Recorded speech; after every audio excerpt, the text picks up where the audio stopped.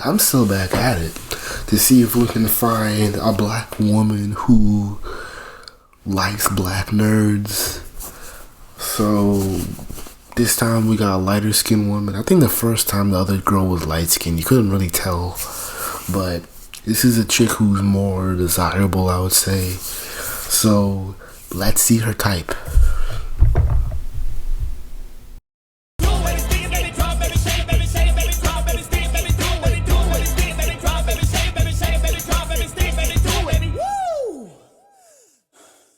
Let me catch my breath, dog. Let me see you stick it. Do your dance. It never fails. I told you before. I told black men before.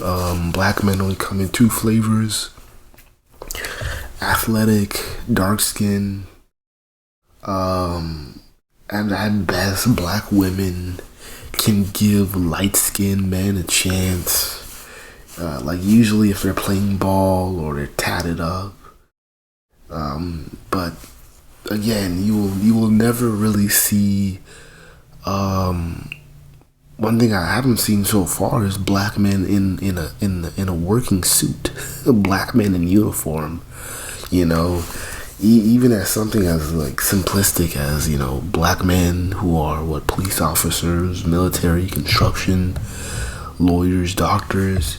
It's funny how that's never really included, and this is why I will never believe a lot of these old heads telling young guys, hey, I have no problem with this, of black men getting their money up and doing X, Y, and Z for themselves, but you're not going to convince me to believe that black men should, especially young black men, should get their money right, getting into these careers just so they can entertain or try to win over and slew women who were never into them from the beginning. Just because, I have this well-paying career. And these women really and truthfully don't even care about money. This whole high, this is a thing that I'll get into later in life. With this bullshit high value nonsense, a lot of women really don't care about that. They don't care about the money. It's solely on looks. It's solely on the idea on whether or not you can get women. Do you look like the type of guy that women would go after? If not, they're not going to give you any love or compassion or anything. You're not going to get desirability.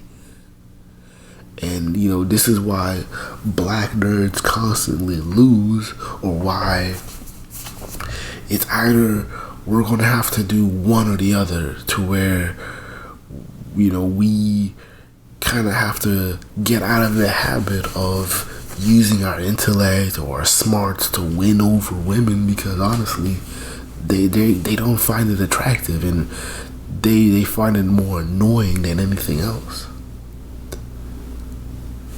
Or we just have to conform,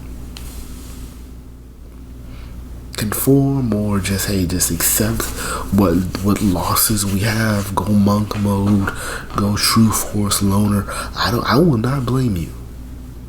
It is a hard game out here as a non-select black man trying to win over or trying to prove a point that, hey, I'm the right guy for you. You can't, and the thing is, you're not going to use shaming tactics of trying to act like, well, I'm this bourgeois Negro who lives in the burbs, nice community, educated, I'm something new, and can't do anything. It's a lose-lose situation to where black men have literally zero mobility in personality. I'm tired of black men always having to fit this mold of athletics. And then when we want to entertain black male intellect, we literally get no audience. None. You know, you will never go to a conference that structures black male intellect and get women in a strong turnout. You won't get it. But hey, basketball conference. Hey, who? Oh my God, who you got your money on? Duke or UNC? Oh, you know, black folks are the biggest fans. All of a sudden, black folks will show up. Oh my God, my money's on Duke. Oh my God. But you know, when it comes to black male intellect, no one's prepping their sons to be learning.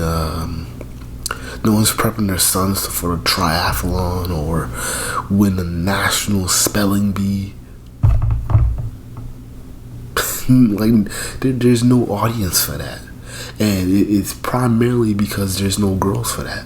And our mothers have trained us. I won't say my mother, but the typical 80-year-old mother, you know, has trained their sons to fit an image that women will like, and that if you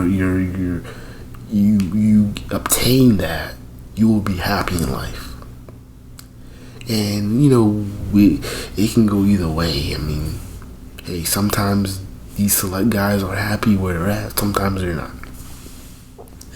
But we as non-select black men always fall or always get the short end of the stick because we took a role or a path in life that is not popular, attractive, and boring to most women.